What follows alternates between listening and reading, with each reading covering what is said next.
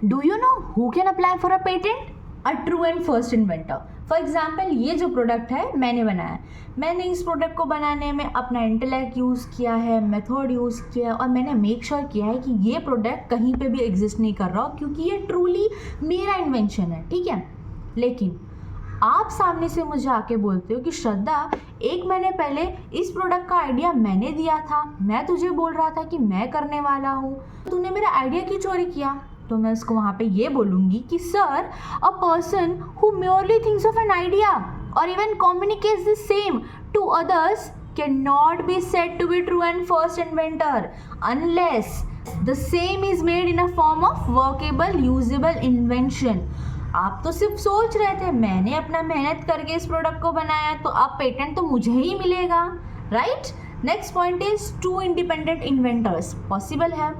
इस प्रोडक्ट को बनाने के लिए मेरा हाथ भी हो और किसी और का भी हाथ हो, लेकिन अब ये क्या कहता है, अगर आप दोनों साथ में एग्री करके आ रहे हो तो वेल एंड गुड, लेकिन आप दोनों के बीच में डिस्प्यूट हो गया तो आप दोनों में से सबसे पहले जो आएगा उसको पेटेंट मिलेगी। First come first service, okay. Invention by employees, अपने इंडियन स्टैट्यूट में तो ऐसा कुछ बात है नहीं, लेकिन यहाँ पे ऐसा रहता है कि अगर किसी एम्प्लॉय ने अपना इंटेलेक्ट यूज़ करके कुछ प्रोडक्ट बनाया है तो उसे नहीं, उसके एम्प्लॉयर को मिलती है, यानी कि वो प्रोडक्ट का जो मालिक होगा वो एम्प्लॉयर होगा, ना कि employee. Next point is assignee. Section 2 of subsection 1 of clause A B defined assignee. Assignee मतलब ये होता है जहाँ पे मैं अपना एक प्रोडक्ट डिक्लेरेशन के साथ सामने वाले बंदे को देती हूँ कि तू जा मेरी तरफ से ये प्रोडक्ट का पेटेंट करा दे, इसका मतलब असाइनी होता है। Next point is legal representative which is defined under section 2 of subsection 1 of clause के, जहाँ पे ये होता है कि वो इंसान जो लॉ ने बोला है रिप्रेजेंट करने के लिए किसको, डिसीज्ड पर्सन को, तो उसको कहते हैं legal representative. Next topic is form of patent which is covered under section 7। तो यूजुअली क्या होता है, जब आप पेटेंट करा रहे होते हो, जिस कंट्री में आप हो उस कंट्री का आप पेटेंट करा रहे होते हो, ठीक है, और आपको दूसरे कंट्री में एप्लीकेबल कराना होता है तो आपको दूसरे कंट्री में वापस से अलग प्रोसीजर फॉलो करना होता है। ये है बेसिक रूल, ठीक है।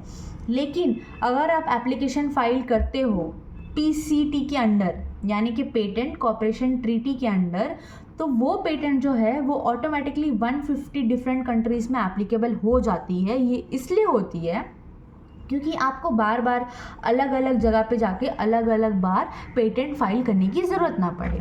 Next point is the date you submit your application to PCT patent cooperation treaty is considered as international filing day, वो वाला डे आपका कंसिडर किया जाता है, ठीक है। Next point is virtue of an assignment, जहाँ पे मैंने पहले ही बताया था कि मैं अपना जो इन्वेंशन से प्रोडक्ट बनाई हूँ वो मैं सामने वाले बंदे को दे सकती हूँ डिक्लेरेशन के साथ में कि तुम मेरी तरफ से पेटेंट करा दो, ठीक है। ये वैलिड है, लेकिन डिक्लेरेशन होना चाहिए, क्योंकि डिक्लेरेशन से तो पता चलेगा कि आप ट्रू एंड फर्स्ट इन्वेंटर है, आपके पास प्रूफ ऑफ राइट है कि हाँ ये सारी चीज़ें आपकी तरफ से मिस्टर एक्स कर सकते हैं, ठीक है।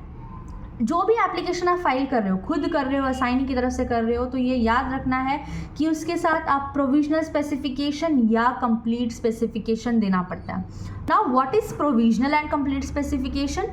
Let us understand one example.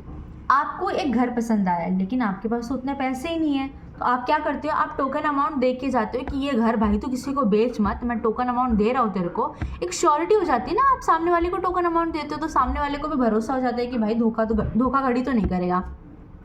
तो वो जो आप उनको टोकन अमाउंट देते हो तो वो टोकन अमाउंट कैसा हो जाता है कि आपके लिए भी भरोसा हो जाता है, सामने वाले के लिए भी भरोसा हो जाता है। तो वही प्रोविजनल स्पेसिफिकेशन मतलब वो होता है कि आप जो एप्लीकेशन फाइल करते हो पेटेंट के लिए, उसके साथ आप एक डॉक्यूमेंट अटैच करते हो, पर वो प्रोविजनल है, पूरी डॉक्यूमेंट्स नहीं है। आप बोलते हो मैं आपको कंप्लीट स्पेसिफिकेशन दूंगा लेकिन मुझे थोड़ा टाइम लगेगा। वो टाइम कितना लगेगा? तो वो टाइम सिर्फ 12 महीना है। आप प्रोविजनल स्पेसिफिकेशन दीजिए, लेकिन 12 महीने के अंदर आपको वो कंप्लीट स्पेसिफिकेशन देना पड़ेगा, तभी आपको वो पेटेंट मिलेगी, ठीक है।